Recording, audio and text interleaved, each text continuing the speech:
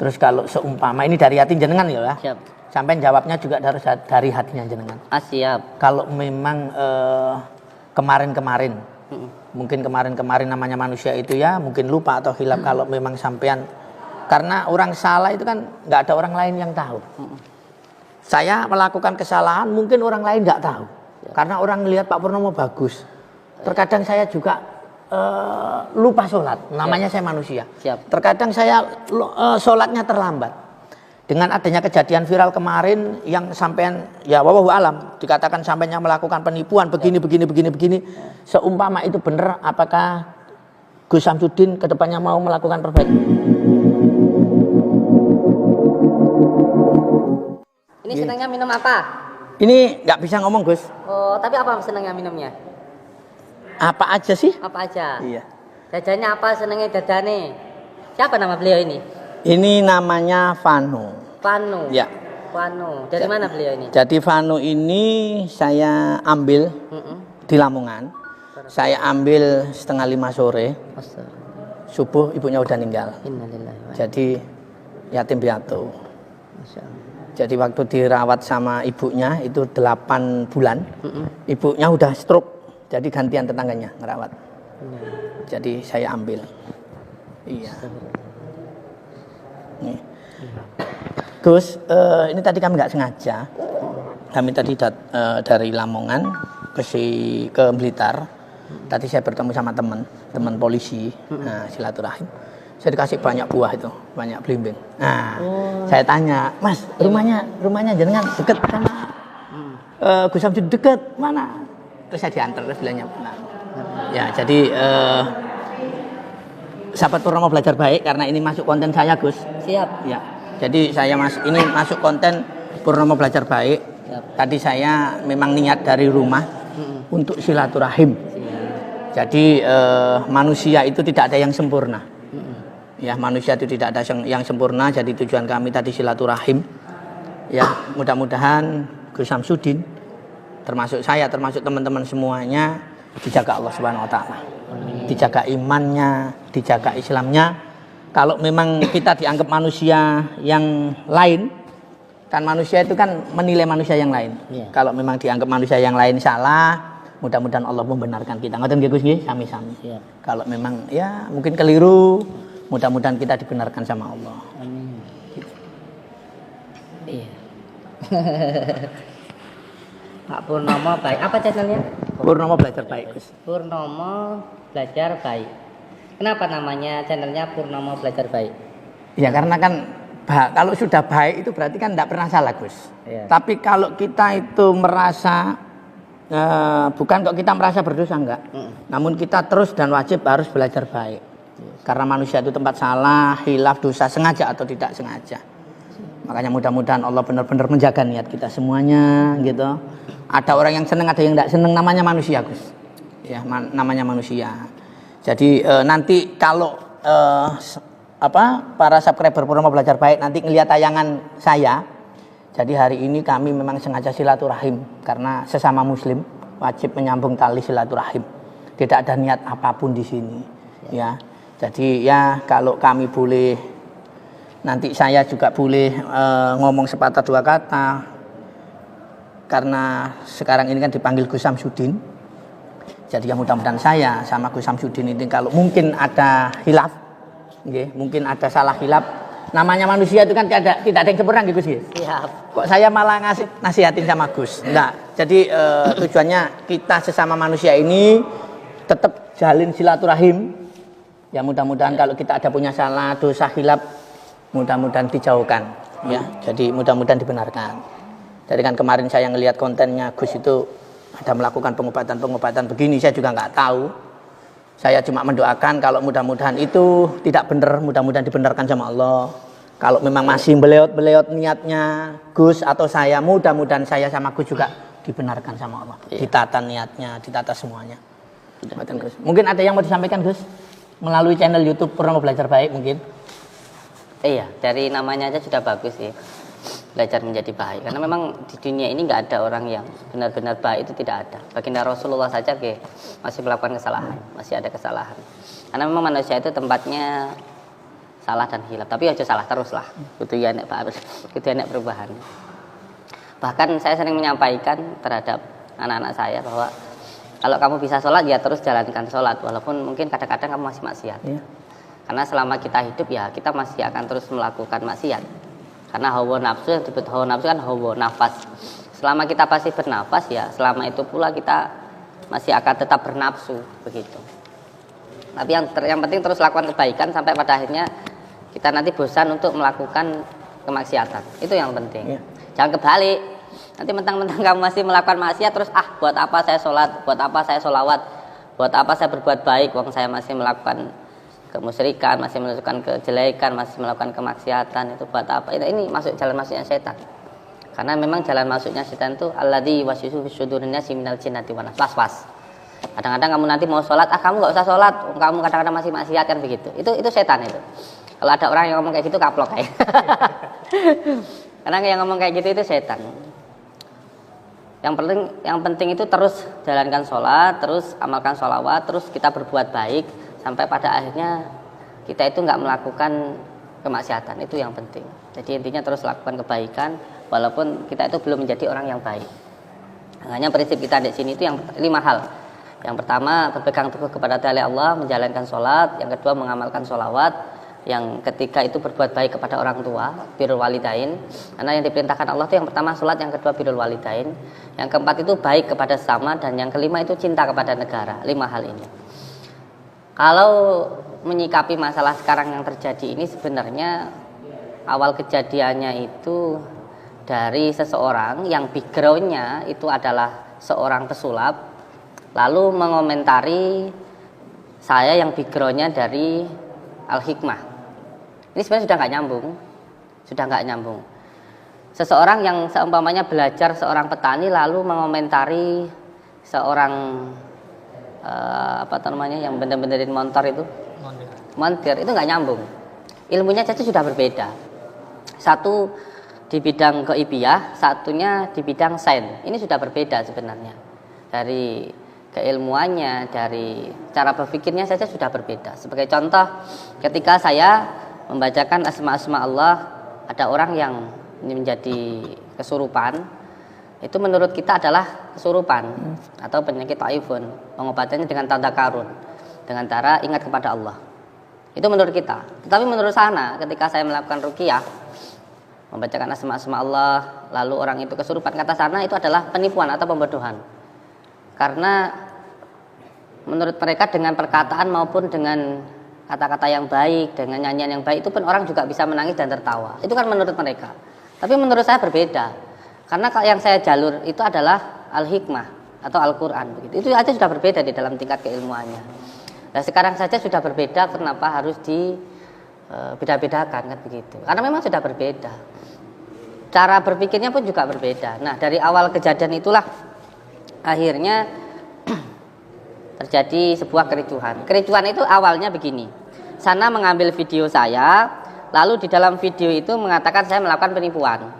Lalu ketika itu saya menyatakan bahwa siapapun yang menuduh menipu maka harus bisa membuktikan. Sebagai contoh kayak sampean di rumah, terus tiba-tiba ada orang yang bilang sampean itu melakukan pencurian.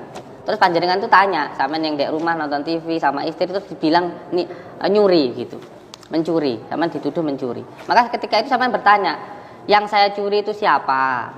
Terus korbannya itu siapa? Kejadiannya di mana? Terus alat buktinya atau yang dicuri itu apa, mana gitu. Saya bingung seperti itu.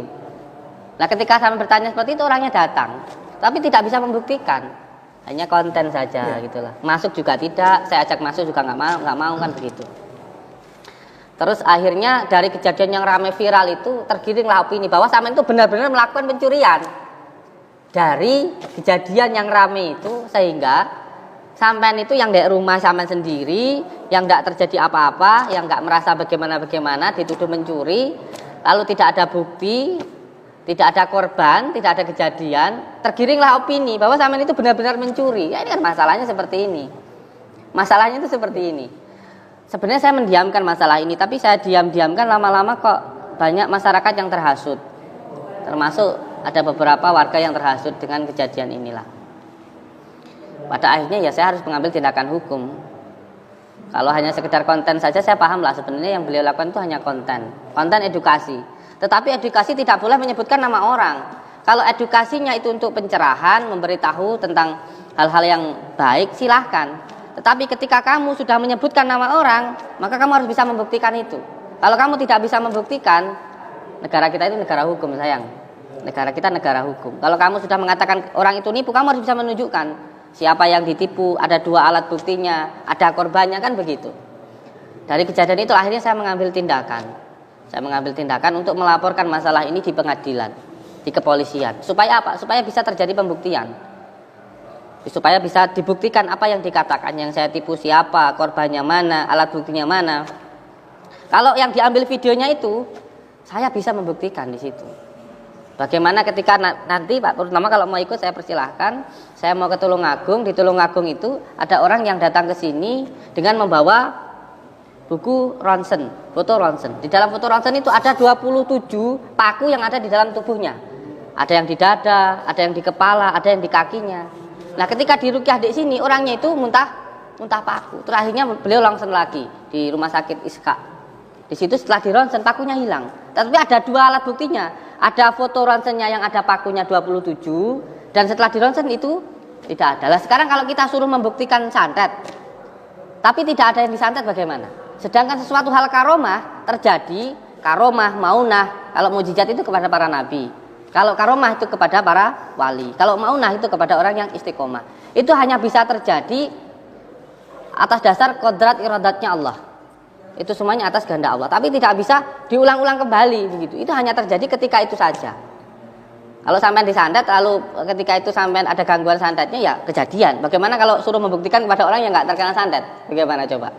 Kan begitu masalah. Makanya saya waktu itu mengajak Marcel di video itu, saya mengatakan, Mas Marcel ayo ikut saya ke tempat orang yang terkena santet, kan begitu. Kalau mau pembuktian, tapi beliau kan tidak mau begitu. Itulah yang terjadi. Jadi penting untuk masyarakat kita itu pintar di dalam bermedia sosial. Itu harus pintar. Jangan sampai gampang terprovokasi oleh opini-opini gitu. Semuanya harus berdasarkan fakta yang terjadi begitu. Itu saja yang ingin saya sampaikan. Dan Pak Purnama ini apa ya channelnya? Ya. Di bidang apa beliau ini? Saya ini semua Gus. Semuanya. Apa aja lah. Apa saja. Jadi sahabat Purnama Belajar Baik itu tadi penjelasan dari Gus Samsudin.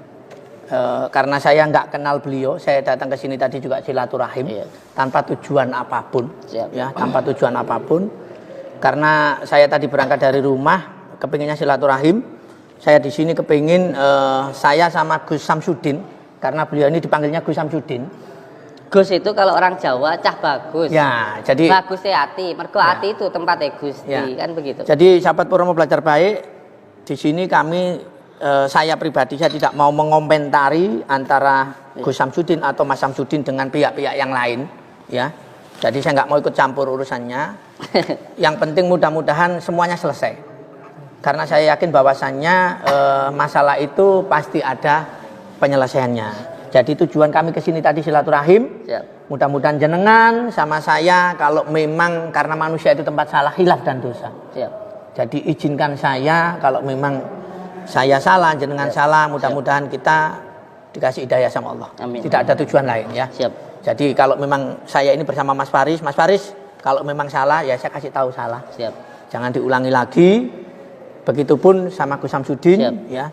Jadi kalau memang Gus Samsudin ya mungkin pernah melakukan kesalahan-kesalahan, ayo kita perbaiki sama-sama. Kita mohon ampun ya.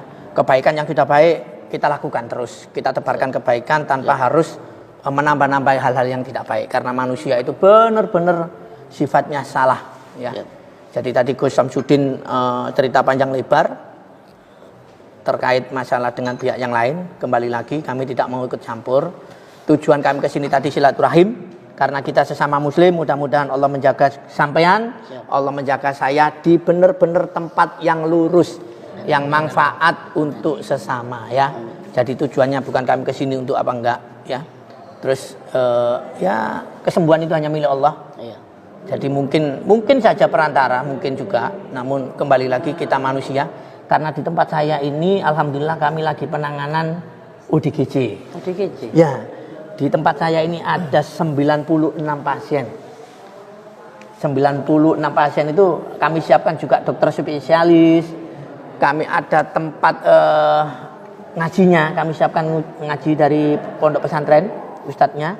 Ada juga dokter spesialis, ada juga tim ruqyahnya, ada 4. Jadi kami sampaikan kepada pihak-pihak keluarganya bahwasannya obat itu perantara, kesembuhan itu mutlak milik Allah Subhanahu wa taala. Jadi kadang kami sampaikan ke keluarga pasien bahwasannya terus jaga sholat, terus jaga Fatihahnya, mudah-mudahan yang kita lakukan semuanya ini benar-benar diberikan manfaat kesembuhan oleh Allah Subhanahu wa taala.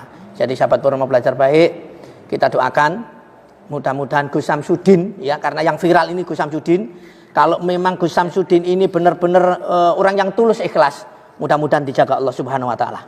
Ya, tapi kalau Gus Samsudin ini namanya Gus Samsudin itu kan Gus. Meskipun Gus dia masih banyak sifat salah Ya manusiawi. Mudah-mudahan dijaga Allah, disadarkan Allah termasuk saya. Ya, jadi mudah-mudahan sampai panjang umur, kebaikan-kebaikannya dijaga. Mungkin kalau ada salah, khilaf, keliru, mudah-mudahan dibenarkan. Dan jangan dicontoh yang keliru. Jangan hal yang keliru itu malah diputar balikkan, malah digoreng kemana-mana. Ya, karena kita sesama saudara itu kalau keliru dinasihati, bukan malah di apa itu?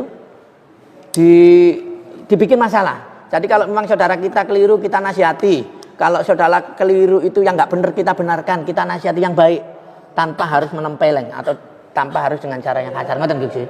Mudah-mudahan pokoknya dengan panjang umur, sehat walafiat. Yang hal-hal yang baik mudah-mudahan dijaga Allah bisa terus baik. Hal yang kurang baik mudah-mudahan disadarkan. Iya. Gitu aja.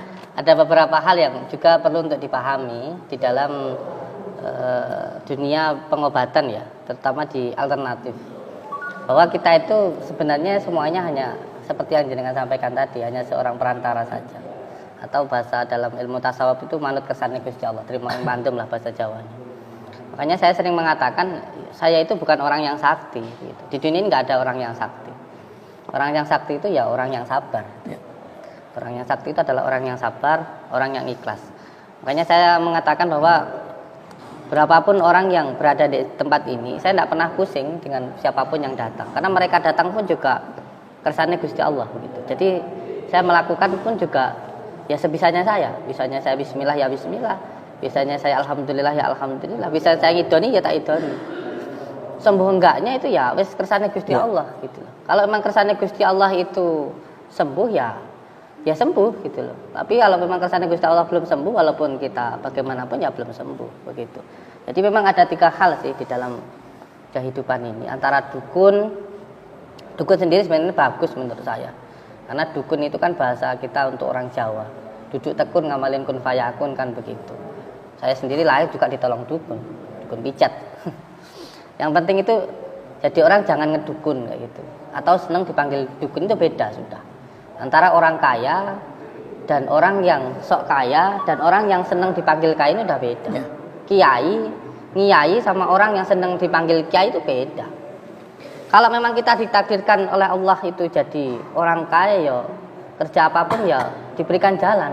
Akhirnya berkah barokah terus kaya. Tapi kalau orang yang sok kaya itu nggak punya apa-apa tapi bilangnya punya tanah di sana, punya usaha sana, di sana, di sana.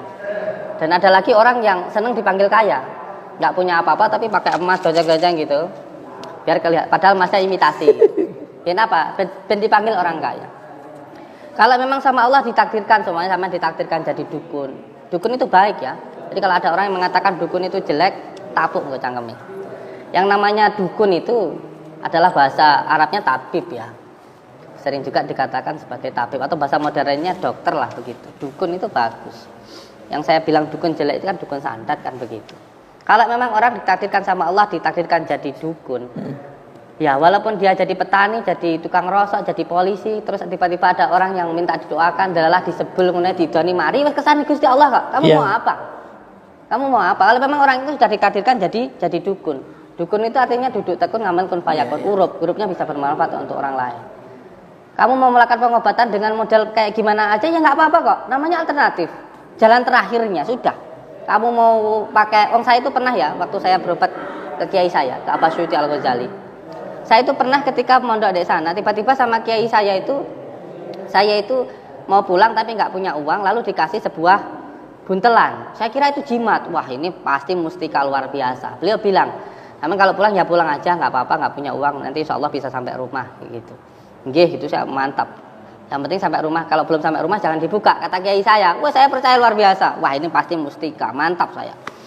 Naik mobil, alhamdulillah sampai dari waktu itu dari Jawa Tengah Cepu sampai di rumah saya di Lampung. Itu di mobil sama sekali tidak dimintain uang, gratis. Tapi karena saya penasaran kan, baru sampai di Mesuji waktu itu, di Simpang D itu masih 30 kiloan lagi lah ke rumah saya. Saya penasaran, ini apa buntelan ini ya, kok segitu luar biasanya. Saya buka, dalamnya itu apa? Kotoran ayam, telak lencong itu loh. Setelah saya buka ternyata hanya telak lencong. Dan ketika saya buka itu, saya naik ojek sama tukang ojeknya suruh bayar. Dan saya nggak punya uang. Akhirnya saya jalan kaki. Niki wallahi, Pak apa? Siapa Pak Purnomo. Pak Purnomo. Loh ini loh, yang namanya alternatif metodenya bisa dengan doa. Doa itu ada 3. Ada yang doa dengan menggunakan ucapan, mendoakan orang dengan ucapan. Kesurupan. Canda. Terus yang kedua ada doa dengan menggunakan barang. Dulu leluhur kita itu ketika berdoa tidak begitu fasih di dalam berbahasa, sehingga menggunakan dengan media. Contoh kembang kantil, kembang mawar, kembang kenongo. Kalau kembang mawar itu mewarna-warna, boleh gini, boleh begitu. Kadang-kadang ya kenongo, kena ngini, kena ngono. Yang penting hati tetap kantil kepada Allah. Ini berbentuk dalam bentuk barang, doa dalam bentuk barang. Contoh keris. Keris itu kan pemberian orang. Leluhur kita dulu itu membuat keris dengan cara diriadoi, dipuasai. Puasa 41 hari mutih dengan harapan siapa yang memegang keris ini naik derajatnya, keris junjung derajat. Bukan kerisnya, bukan barangnya, bukan besinya, tapi doanya itu loh yang perlu untuk dipahami. Makanya kalau berbicara ini harus nyantri dulu lah, harus pesantren dulu lah kalau berbicara tentang ini ilmunya ada. Nah ini kan yang perlu untuk dipahami oleh bangsa kita ini loh, orang Jawa itu sampai hilang Jawa nih gitu loh. Orang Jawa itu ya mbok sing Jawani gitu. Selain berdoa dengan bentuk barang, ada juga doa dalam bentuk perbuatan. Contoh kamu ngasih sedekah. Contoh beliau Pak Pri nolong orang. Orang itu terus mendoakan. Umpamanya kamu ngasih beras ke orang. Terus orang itu muga-muga le panjenengan itu uripe selamat. Nah ini terkadang hal semacam ini yang nggak diketahui. Ketika orang mendoakan terus pakai uang itu nggak boleh. Ini jadi salah kaprah. Pakai ini pakai itu nggak boleh. Ini jadi salah kaprah begitu loh. Ini yang perlu untuk dipahami sebenarnya. Jadi ketika seseorang sudah memang ditakdirkan jadi dukun, ya wes kesane Gusti Allah, kamu jadi orang yang bisa bermanfaat untuk orang lain. Mbok kamu itu polisi, mbok kamu itu tukang rosok, mbok kamu itu petani. Kalau memang kamu itu ditakdirkan jadi dukun, ya tiba-tiba banyak orang yang datang minta untuk didoakan. Kalau orang minta doakan ya harus kamu doakan, harus kamu tolong. Panjenengan sudah punya sudah punya tempat, sudah memang ditakdirkan sama Allah nolong orang-orang yang mengalami gangguan jiwa, ya harus sampean lakukan kan begitu. Itu perannya sampean. Karena memang di dunia ini kita hanya menjalankan peran saja apa yang diberikan Allah kepada kita. Terima yang pandum itu. Beda lagi dengan ngedukun. Ngedukun itu nggak bisa apa-apa tapi selalu cerita, bisa terawangan, bisa raga sukma, bisa ini, bisa ini. Makanya siapa pernah cerita kalau saya itu sakti? Saya itu nggak pernah bilang. Saya selalu mengatakan kalau saya itu pemulung rosok gitu. Nah itu kalau orang ngedukun itu cerita bisa gini bisa gitu, tapi ditanyain tentang dasar keilmuannya nggak tahu. Ini ngedukun. Ada lagi orang yang sedang dipanggil dukun. Orang yang senang dipanggil dukun itu, wes pakaiannya modelnya aneh-aneh lah begitulah. Ya kalau saya memang saya suka terhadap agama saya, sehingga apa yang saya pakai ya apa yang ada di dalam agama saya. Kalau ternyata dikatakan itu menggunakan agama ya terserah kamu gitu. Kalau kamu pakai jilbab terus dikatakan kamu itu soalim, ya monggo. Apa kalau kamu dikatakan soalim terus kamu nggak pakai jilbab? Kan nggak begitu. Pakai jilbab ya memang kamu atas dasar negara kamu, nggak perlu disambungkan dengan apa yang kamu lakukan. Kalau ada kesalahan ya itu murni kesalahan kamu lah begitu. Tapi ya terserah lah orang mau mengatakan apa. Sama begini Pak Polisi, ketika memang kamu ditakdirkan oleh Allah jadi guru, walaupun kamu itu seorang tukang becak, walaupun kamu itu seorang tukang rosok, omong ya digugu ya ditiru sama orang. Kalau memang kamu ditakdirkan menjadi guru oleh Allah, kersane Gusti Allah, kamu memang jadi guru. Tapi walaupun kamu itu macak kayak guru, ngomong sampai lambemu sampai kecapen, tapi kalau kamu nggak ditakdirkan jadi guru sama Allah, ya nggak bakalan digugu, nggak bakalan ditiru begitu. Karena guru itu digugu dan ditiru. Nah karena memang itu kersane Gusti Allah, kamu ditakdirkan jadi guru gitu loh. Dan sebenarnya backgroundnya panjenengan itu ini Allahu a'lam bishawab nggih. Memang nggih hampir sama dengan saya. Dalam arti begini, saya di pondok itu selama beberapa tahun pekerjaan saya itu hanya mengurusi orang gila. ODGJ. Ini kan dulu mondok di mana, Gus? Candromawa. Candromawa itu mana? Gunung Lawu. Gunung Lawu ya, Ngawi ya. Iya. Dan saya yang paling lama ikut Abah Suyuti Al-Ghazali, Cepu Jawa Tengah. Cepu Jawa Tengah. Ketua Khos Pagar Nusa. Memang mengurusi orang gila itu yang pertama harus membutuhkan ketenangan atau keikhlasan. Orang tenang hanya orang ikhlas saja begitu. Dan orang yang ikhlas itu hanya ketika dia itu berpegang teguh kepada tali Allah. Gus, saya boleh nanya nggak Gus? Boleh. Itu kayu, mungkin saya yang berani nanya nih. Itu kayu itu apa Gus? Yang dipakai ini? Mungkin Abang udah tahu lah. Kalau saya tahu nggak nanya Gus, benar-benar saya nggak tahu. Iya, ini ada kayu stiki. Oh itu stiki ya? Iya, semuanya itu stiki? Enggak, ada stiki. Ini yang kayu bidara. Kalau yang hitam ini galih kelor. Terus kenapa kok harus pakai begitu? Iya, ada beberapa hal sih yang nggak bisa saya jelaskan. Oh, gitu ya? Nanti dikiranya sok sakti gitu lagi. Enggak lah. Memang kita orang Jawa itu banyak hal-hal yang kita itu pahami dan harus kita pelajari. Ya karena ini saya benar-benar nggak tahu ya. Sahabat Purnomo Belajar Baik, jadi benar-benar saya nggak tahu. Iya. Jadi saya nanya. Iya. Kan gitu ya. Kayu bidara sendiri kalau di dalam Al-Qur'an Ya, khusus kalau, yang kalau ini. bidara saya Ya. saya di rumah saya nanam Siap. bidara juga. Saya Siap. juga bagi-bagi pohon bidara, Siap. Pak. Jadi bidara kan manfaatnya banyak. Siap. Salah satunya ya untuk bisa terapi Siap, pada saat nah itu. pelaksanaan ruqyah. Sekarang yang saya tanya, kenapa daun bidara bisa untuk terapi? Ya karena memang Allah ngasih daun itu. Iya, maksudnya gini. Kenapa Allah memerintahkan daun bidara untuk terapi? Ya kan sudah jelas di dalam Al-Qur'an. Gimana? Bahwa daun bidara itu bisa dipakai untuk terapi ruqyah. Itu saja. Iya. Kalau saya nanti menjelaskan nanti malah dikomentari orang-orang karena saya nggak tahu juga jadi saya mohon maaf. Ada asbabun nuzulnya sebenarnya. Oh, gitu ya. Kenapa daun bidara, daun kelor itu bisa digunakan untuk terapi? Makanya di sini pun juga saya menggunakan dua daun itu. Ya. Daun kelor dan daun terapi. Seperti halnya ketika saya menggunakan degan. Degan itu anasirnya ada 4 di situ. Ada anasir air, ada Degan anasir, itu air kelapa itu? Air kelapa muda itu. Itu sangat luar biasa sekali untuk orang mengalami gangguan kejiwaan maupun terkena sihir. Makanya gangguan yang dari angin obatnya juga yang dari angin-angin. Kalau yang dari tanah obatnya juga yang dari dalam tanah yaitu kunir itu tadi dua itu. Terus Gus, Siap. karena ini kan terbentur waktu, Siap. gitu. Karena ini tadi kita kan silaturahim. Siap. Kembali lagi saya nanya Gus ini, Siap. karena saya juga manusia. Siap. Ya. Jadi seumpama ini Gus, Hmm. mungkin ada yang sebelum-sebelumnya mungkin nanya kayak gini Gus. Jadi ini masih sengaja saya tanyakan Siap, jenengan. siap. Jadi manusia itu tempat salah, hilaf dan dosa. Hmm. Ya. Terus kalau seumpama ini dari hati jenengan ya. Siap. Sampai jawabnya juga dari hatinya jenengan. Siap. Kalau memang kemarin-kemarin, mungkin kemarin-kemarin namanya manusia itu ya mungkin lupa atau hilaf kalau memang sampean, karena orang salah itu kan nggak ada orang lain yang tahu. Saya melakukan kesalahan mungkin orang lain nggak tahu, karena orang melihat Pak Purnomo bagus. Terkadang saya juga lupa sholat, namanya saya manusia. Siap. Terkadang saya sholatnya terlambat. Dengan adanya kejadian viral kemarin yang sampean ya wallahu alam dikatakan sampeannya melakukan penipuan begini. Seumpama itu benar, apakah Gus Samsudin kedepannya mau melakukan perbaikan? Iya, tentu saya jelaskan dulu. Saya jelaskan dulu tentang asbabun nuzulnya, tentang rentetan kejadiannya dulu. Ini kan maksudnya kan gini Gus. Ya, kalau semuanya terbukti kan begitu maksudnya. Bukan terbukti atau tidak terbukti. Oh, siap, namanya orang itu kan kalau misalkan saya lah, Pak Purnomo ini melakukan begini kan yang tahu hanya saya sama Allah. Siap. Nah, saya ini cuma nanya ke hatinya jenengan. Siap. Ya, Tentu makanya tadi saya ngomong ke subscriber Purnomo Belajar Baik. Mudah-mudahan namanya jenengan sama saya ini manusia biasa. Siap. Jadi kalau salah mudah-mudahan diampuni Allah. Kalau keseleo ke kanan kiri mudah-mudahan diluruskan. Ngoten nggih Pak nggih? Mantap. Kalau namanya saya ini kan ngelihat ke kanan ke kiri, kalau salah mudah-mudahan diluruskan. Kalau dosa mudah-mudahan diampunilah. Saya ini berharap, saya sangat berharap sekali bahwasannya jenengan ini luar biasa.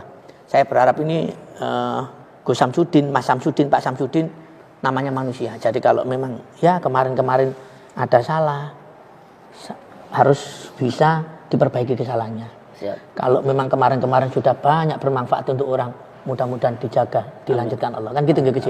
Ya, jadi sahabat Purnomo Belajar Baik, di sini saya bersilaturahim tidak mau membahas Pak Samsudin, Gus Samsudin, Mas Samsudin itu sakti atau enggak, saya enggak membahas. Nggak ada orang yang sakti. Ya, enggak kan makanya mau sakti atau mau enggak saya enggak membahas. Ya Pak ya. Siap. Gus Samsudin mau ribut sama orang lain saya juga enggak membahas. Ya. Jadi saya kesini Dia ini. mau menangkap saya. Enggak. Ini Pak Polisi.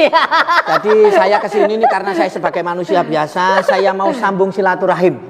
Siap. Kalau memang Pak Samsudin salah, Gus Samsudin salah, Mas Samsudin salah, Tangkap. Enggak. Kan polisi ya. Jadi kalau Mas Samsudin, kalau misalkan nanti ada orang yang keberatan, yang merasa ditipu, silakan dilaporkan. Saya sudah menyampaikan itu berkali-kali. Ya Pak ya, makanya kan saya ngomong, saya ini nggak membela siapa-siapa. Kalau memang Pak Samsudin ini, Mas Samsudin ini salah melakukan penipuan, laporkan. Mantap. Laporkan ke polisi, ya. Namun kalau memang kita ini tidak tahu atau gimana, kita doakan Pak Samsudin panjang umur. Kalau yang salah mudah-mudahan diperbaiki, kalau yang salah mudah-mudahan diberikan hidayah Allah untuk lebih baik. Dan kalau memang sudah baik, lebih baik lagi, lebih manfaat lagi, lebih panjang umur lagi, ya. Apalagi kalau bisa kita collab. Ya, jadi ini sudah collab ya, sahabat Purnomo Belajar Baik.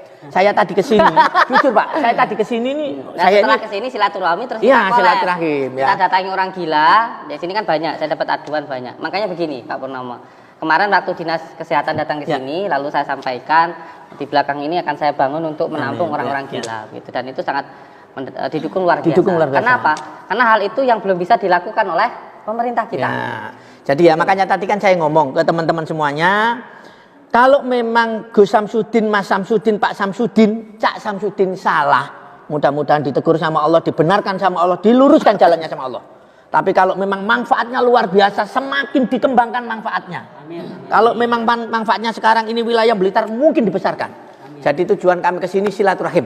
Dan saya minta doanya dari para subscriber semuanya, mudah-mudahan kita semuanya yang mungkin salah, ya dibimbing sama Allah menuju jalan yang benar-benar diridhoinya. Ya karena manusia itu tidak ada yang sempurna. Apalagi cuma Pak Samsudin kalau menurut saya, ya. Biar dibilang saksinya kayak apa, kalau memang Allah berkehendak, enggak mandi, enggak mandi.